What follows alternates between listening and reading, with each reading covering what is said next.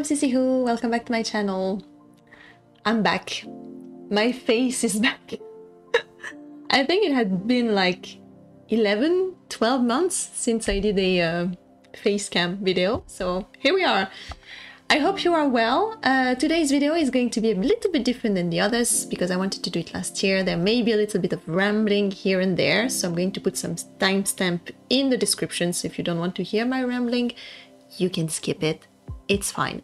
So in today's video, I wanted to have a look at the games I played in 2023, which I did not necessarily play on the channel because my time on the channel is limited, so I kind of play shorter games in different style that I usually play offline, and I thought it would be nice to look at this. And I don't really care, you know, if it wasn't done last year. Ideally, if I wanted to follow tradition, it should have been done in 2023, but 2023 was like 1 week ago, so do we really care?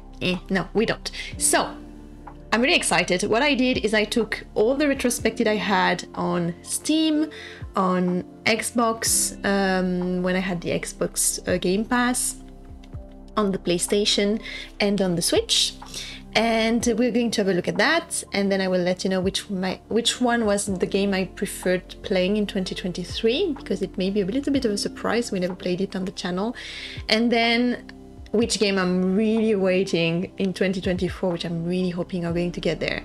We'll see. So hopefully you will like this video. This is the first time I'm going to do this format, so let me know in the comments if it's okay or not. We'll see.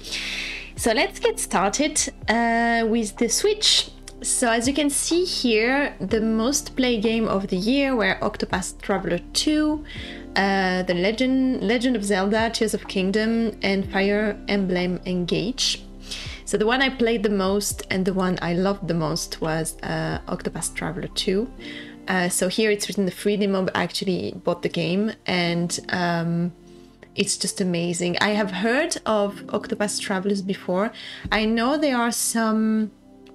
there was some comment on the first one that the game was a bit redundant, a bit repetitive, but this one was just fantastic. It was highly recommended and I just loved it. I loved all of the characters, even at the beginning. Some of them, especially Pacha, I found really irritating, and then it just grew on me, and all of them were just great.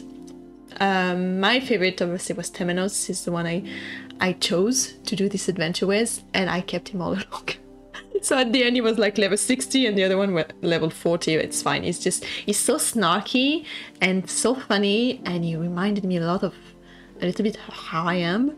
And I'm like, you know, he's not a character you usually see because he doesn't fit the good guy scheme in a way. And it was just fantastic. So I really, really liked Octopath Traveler 2. Legend of Zelda Tears of Kingdom. Obviously, everybody knows about this game. I liked it a lot, but maybe a little bit of controversy there.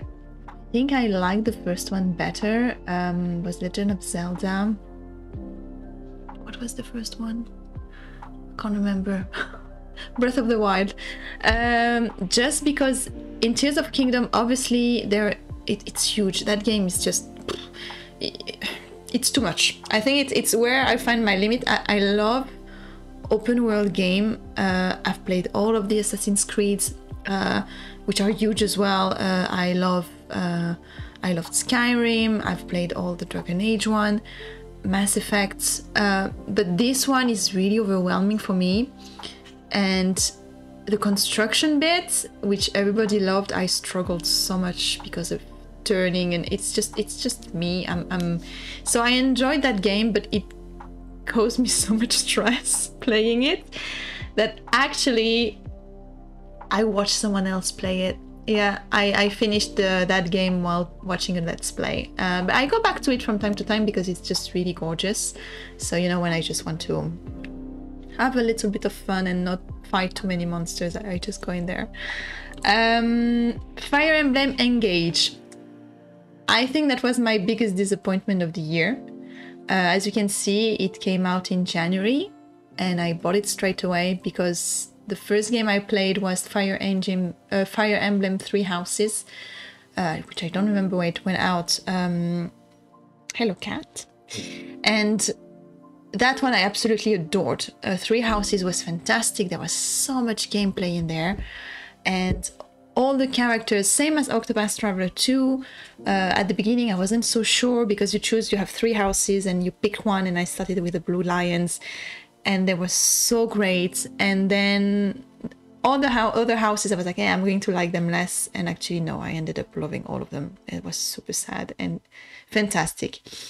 This one, the aesthetic, I like less. It's really colored. It's just a point of view, right? It's much more anime. I like animes, but and there is just, the story is not great. The characters, I did not grow fond of them. The fighting is amazing though. I think that's why everybody says it pulls me in sometime when I just want to do 1 or 2 battles, because it's really well done. You have a lot of things to think about. As I say, it's really colorful, it's really active, and you're really engaged in there. But no, it didn't make it for me. So I think the 26 hours I played were actually over January and February, and then I didn't touch it again, which is a shame, because I was really looking forward to it. And I think I will wait a bit longer to buy the next Fire Emblem, because that one I bought on day 1. I was so excited, and then I started seeing the review and I'm like, yeah, I do align with that.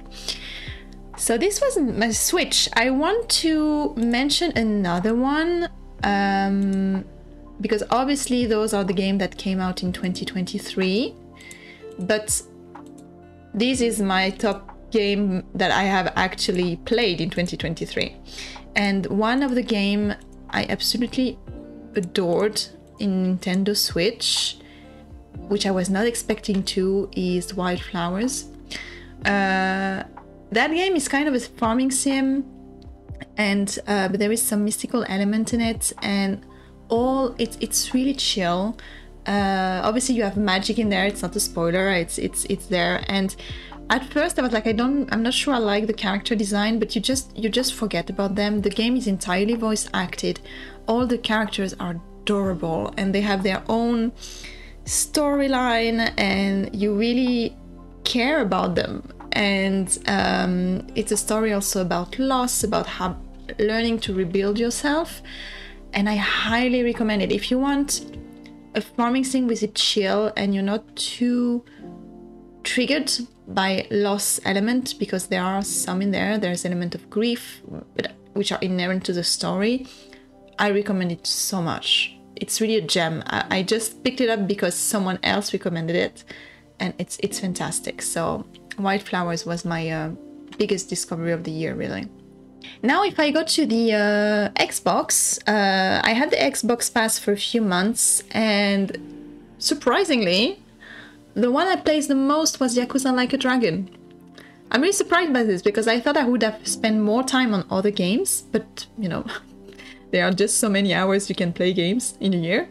Yakuza, I love the Yakuza series. It is so much fun. I obviously did not play all of them because I arrived really late. I started with Yakuza 0, and then going through the entire series is impossible. It's too many games, they're too long.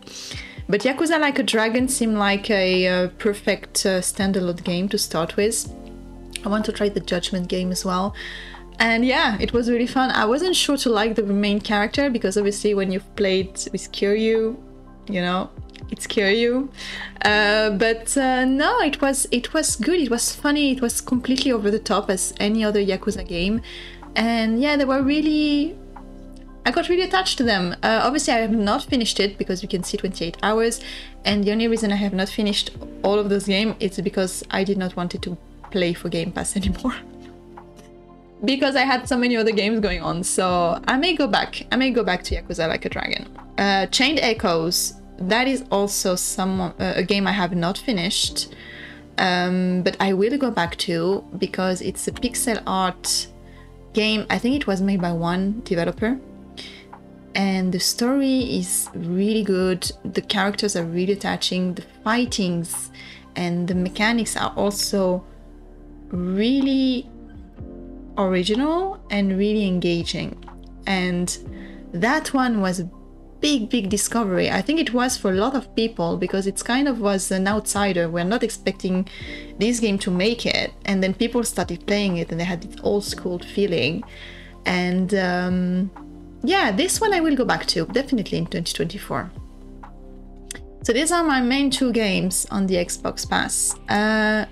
Then for Steam, obviously the game that absolutely destroyed my year was Baldur's Gate 3.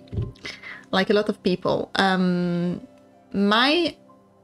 You may have noticed, obviously, and this is the same for all of my my play style. I am playing a lot of RPGs. A lot. I think Steam is actually making a good one here. I have the same for all of the others platform, but as you can see, most of my game are RPGs. I love farming sims, obviously. They're really nice to slow down and chill and just develop your farm. I need a bit of life sim as well. If there is just only farming sim and no real story like Fair Farm, I found I don't get engaged much because I don't really care to grow my potatoes if I can't, you know, go and romance the fisherman or something. Choose your own adventure and mystery. Those 2 and pixel graphics, those one are the one that we found the most on the channel. Because I love RPGs, but they're too long to play. Mysteries I also love, and for a channel and our playthrough, they're just perfect. So yeah. So Baldur's Gate 3, that one has been on my radar for years. As soon as they announced it, I was behind it. I played the early access. I spent so many hours in there. I think I have my total of hours in Baldur's Gate 3. Do I? Maybe I can find it. Yeah, this game, it's 54% of my total playtime for the year. So that game officially came out in August. It's part of the Baldur's Gate series, which has a really special place in my heart because it's the very first game I played when I was a kid. I actually watched someone from my family play the first one, and the first game I played was Baldur's Gate 2, which I finished, which was amazing for the time because there was no internet, no playthrough, and you just have to deal with it. And there was one difficulty, and I'm making with my 2-handed paladin, and since now paladin are my go-to. Yep, goody 2-shoes here. This game is just everything. I played so much of it when it came in August. Riddle of bugs. So the single campaign playthrough was fun, to say so, and every day there was a patch every week. It was still really fun. I'm waiting. Larian Studios, if you don't know them, they did the Divinity Original Sin series, which is also fantastic. And what they do is they keep polishing the game. So for the Divinity Original Sins 2, they actually released what they call the Definitive Edition a year later, which is basically we're done, you know, it's polished, it's finished, it's perfect. So I'm waiting for a year to actually do my second playthrough. But this game is amazing in the multiplayer. I have a group of friends and we're actually playing it together, the 4 of us, and it's so much fun. So this one, if you like role-playing games, you like obviously reading stuff, and you like spending times in games, and you have a group of friends, play that one. Fantastic. You'll have a really good time. Second one, Coral Island. Coral Island is also a game that I played in early access. It is so fun. And it has this twist. I don't know why. It's just, the graphics are pretty. There is this ecological message behind it, obviously. And I don't know, all the characters are so warm and they all have their own issues and they feel really real, and you have so much to do. You can go diving, you can go in the mine, you have your farm to do, and there are mysteries and element of mystics as well, and it's just so pretty and so chill, and I really enjoyed that one. Yeah, this one was cool. And then another 2 I played also this year were Roots of Pacha. So this one I actually backed on Kickstarters. This one is really pretty as well, and if you want a pixel art farm sim, which is a bit different because it's in the prehistoric time, and there is this idea of you making your your town grow by inventing, having ideas. So the more you actually produce and explore, you gather some I don't know how they call it, I think development points. And then when you have so many, there's someone in the village that say, oh look, maybe we should do this to help us water our plant. And then you develop that idea, and then you create new way of irrigating your farm. And you do have the same with the animals, and you know, making cheese and all that. And so it is super cool and really original, and I highly recommend it. It was made by a Soderden studio, and they're really passionate about it. And the game is out now, so, and I think there is a multiplayer as well, which I have not played, but that sounds pretty fun too. And then the last one, which came out really recently, is My Time at Sandrock. So that one I also played a little bit of it. It's like My Time at Pacha if you played it, and you're a builder. So it's a bit of a twist on the normal farming sim, because you build, you have to, obviously you don't, I don't know, there is planting in this one. You can plant some rice and stuff. But basically you're a builder, so you just go and grab what you need, and then you have a building station and just build stuff for the village. And there is this idea of there is an ancient society, because it's after something happened, so you have all this remnant of ancient civilization, which is actually our civilization. And it is pretty cool. It is pretty cool. I'm still going to play it here and there when I want to take a break from really heavy RPGs. So this was Steam, and what do I have left? Oh yes, what I have left is my PlayStation, which I did not have the full retrospective for the year because I did not allow collecting data, whatever. The main game I played on my PlayStation with this year was God of War, Ragnarök. That one was cool. I never played the old God of War. I've started with the God of War release, the last one, where we have the old Kratos in the Winterland, and I was blown away by it. It was so gorgeous, and I love the gruff Kratos, even if it's so different than young Kratos. And the dynamic with his son, with Atreus, it was a really good growing experience for him. And you have that big reveal at the end of the first game, and so for the second game I was like, what they're going to do, and they did even better. I mean, the graphics were beautiful, the story was fantastic. I really like that game. Yeah, I think it's the only one I played because I have a PlayStation 4. I didn't go for the 5. I have enough console as it is. So this year I didn't spend much time on my PlayStation. I favored the PC more. So overall, I have talked for a long time. Overall, I think my game of the year for a solo experience for me was Octopath Traveler 2. Yeah, that game just took me in, and it was so interesting and so original, so surprising. It is absolutely gorgeous. The mechanics are great. If you don't like too heavy role-playing games, you have the option to just optimize, your equipment. You just click and it optimizes for you. Obviously, you still have to find the weaknesses in the different enemies, but it is okay. I think it's not too overwhelming, and you play for the story on this one, really. And it's really good. I mean, I really like that one. I played 67 hours of it, and I loved every single one. It was good. It was really good. So this one I highly recommend. And if you want to play multiplayer role-playing, I would recommend Baldur's Gate 3. Even for a solo player, but honestly the multiplayer is so much fun at the moment. So that one, yes, if you want to have fun with friends, Baldur's Gate 3 it is. So yeah, this is basically a wrap of my 2023. Obviously we have all the games we played on the channel.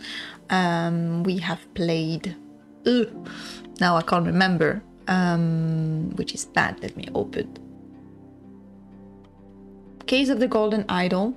Obviously, well, if you watch the Let's Play, wait a few a few months to playing yourself, because obviously there's not much replayability. This one was fun. This one was very fun. Arcadia Fallen, I'm going to finish, I promise. I'm going to finish, definitely. And then we tried a few games here and there, which were quite fun. No Man's Skies was good. I don't know if I'm going to carry it on though. This one I'm really torn about. Maybe we can do some streaming, which I have to find some time for, because as a just let's play, I don't think it's never ending. So we'll see this one. And obviously Cosmic Wheel of Sisterhood, which I have to finish as well. Yeah, so this is it for 2023. Now for 2024. The game I am waiting the most for is Dragon Age Dreadwolf. I think there are few franchises for which I play all the game without asking any question. This is Dragon Age, Mass Effect, Dishonored. Any other? Mass Effect? No, I think these three I would just buy blind. Those one I'm like, yep, okay, I will play them, whatever. Oh, and The Witcher, obviously The Witcher. And I did with Dragon Age, and I know there were a lot of criticism of the second one, Dragon Age 2. Dragon Age 1 Origins was obviously the first one, and everybody's like, oh, it's like Baldur's Gate, you know, these nostalgic people. And Dragon Age Origin had the best stories. And I cried in that one so much. So that one was absolutely gorgeous. Then Dragon Age 2, I think as usual, they took a little bit of shortcuts. It was much less polished. Few characters were still really interesting. I played for the characters as well. So I kind of enjoyed that one, even if people liked it less, but for a reason, you know, it wasn't that great. Then we had Dragon Age Inquisition, which I liked. Some people hated it, and I don't know why. Obviously it was a bit clunky here and there, but I like the characters as well, and I like the world, and I like the fact that I could run around and go and do whatever I wanted. So yeah, no, I like them all. So Dragon Age Dreadwolf, I've been waiting because I think Dragon Age Inquisition was released a while ago. Let me check. Dragon Age Inquisition was released in 2014. Wow, that was 10 years ago. And the first one in 2009. Whew. Yeah, that was a long time. So yeah, 10 years ago I've been waiting for a new game. So they released a trailer, and they say we would have more information in Q3 2024. When this game is released, I'm not going to have a social life anymore. That's it. I'll be gone. Out. Same for Baldur's Gate 3. I disappeared for 2 weeks. So that one is the first one I would really like to see. The second one is the next Mass Effect game. That one I don't think we will see in 2024. I'm hoping. But honestly, if they have to work on Dragon Age, it's BioWare. They won't release 2 big games like this. So we had a trailer at the N7 Day, which is basically a teaser, but that one I'm pretty sure we won't see between 2025. Hopefully not 2026. Same for Mass Effect. I mean, Mass Effect is the game that made me steer away from CRPGs and make me play live action game, because I was always worried to play this game when you have to shoot people and you know, you can die, and you have to be really reactive. And no, Mass Effect opened this for me, and then I played, you know, I started playing Fallout, which is fantastic, and then Skyrim, and then all these other games, and I absolutely adored the trilogy. I also cried on this game so much, because you love all of them, all the characters, and it's a war game, so you know it's not going to end well. And I know the end of the first trilogy was really problematic for some people. I'm not going to spoil it, but I loved it. I was like, this is genius, it's so daring, you know, and it fits perfectly. Mass Effect Andromeda I played. I did not experience all the bugs that people did, and I think that was a deal breaker for a lot of them. and true, the animation were a bit clunky, but I still enjoyed it. I still think it was a lot of fun. I don't know, yeah, I'm really nice with this kind of games. I don't know, I just love these franchises, so I will carry on buying them, you know, until I'm really disappointed, like a Fire Emblem Engage, and maybe I'll stop. This one I don't count now. I don't think I'll see this year. Then I had a little look around. One I was waiting for was Mars After Midnight, which is the next Lucas Pope game, which did Paper Pleased and Oberdin. But I learned that this one was only going to be able on Playdate, which I had no idea what it was. I was like, oh, that's a new thing. Yes, it is. It's like a really small handheld console. Which I'm never going to buy just for one game, and I'm not a fan of this retro art style anyway. I just really like Lucas Pope games. So that one is going to be a pass. I'm wondering if people are going to stream it. Can you stream a Playdate game? I don't know. So this one is a big disappointment. I just learned this today looking for to make this video. I'm really sad. I would have loved to play that one. Oh well, I will find it on YouTube. And then another one, I don't know if I'm going to be able to play this year, because at the moment it's only on PlayStation 5. It's Final Fantasy VII Rebirth. I'm not planning to buy a PlayStation 5 at the moment, because I have too many consoles already and I can't keep up, and I don't want to spend so much money. But the Final Fantasy game seems to be coming to PC at some point. So I know that they've announced that Final Fantasy XVI is going to come to PC in 2024. So actually this one I'm looking forward to as well, because it was an exclusive on PS5 for a while, and now it's coming on PC, and that one I'm definitely going to play. I know there were controversies on this one as well, but it seems really more mature and more and darker, and there were a lot of good feedbacks as well. So this one I'm going to play, and I'm waiting for Final Fantasy VII Remake Rebirth as well to come to PC, because the first one came. That one I played on PlayStation 4. It was also really cool. I really liked it. So yeah, so this one I'm waiting for. And then this one, which is a kind of an odd one, but I'm looking forward to to play it. It's Alone in the Dark. It's the remake. It's the remake from THQ Nordic, which is a studio I like. They made a lot of fun games. They're a little bit clunky sometimes, but I don't know. I think there is something from this studio that you can feel like they really love making video games. I'm looking forward that remake of Alone in the Dark, and it's with the David Harbour as well, which I really like. So yeah, apparently it's going to be, obviously it's Alone in the Dark, so it's going to be a bit spooky. I think this one we might play on the channel. Yeah, this one we may play on the channel. I'm looking forward to it. So yeah, this is it. This is the end of this video. I am going to put it together, edit it. Hopefully it will be nice to watch, and let me know which game you love the most in 2023. I don't think it's never too late to share this, because you can give ideas to other people, and I'm always ready to take some recommendation that we can play on the channel or not. You know, I play most of my game not on the channel, so I'm always happy to get some recommendation. And which game are you looking forward in 2024? Because obviously 2023 was a huge year for games, and now when looking at 2024, the different release, I'm like, yeah, okay, I'm excited about 2-3 games, maybe 4, but not that many. So I'm hoping to get surprised by indie games as well, because some games I really liked this year were indie games, and they came out of nowhere. I just discovered them during a Steam festival or something. So yeah.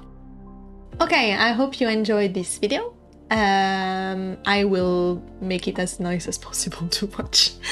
And I will see you next time for another video, potentially on a Let's Play. Yeah, let's bring the camera back. I wish you a really nice day, evening, morning, wherever you are, and I will see you next time. Bye!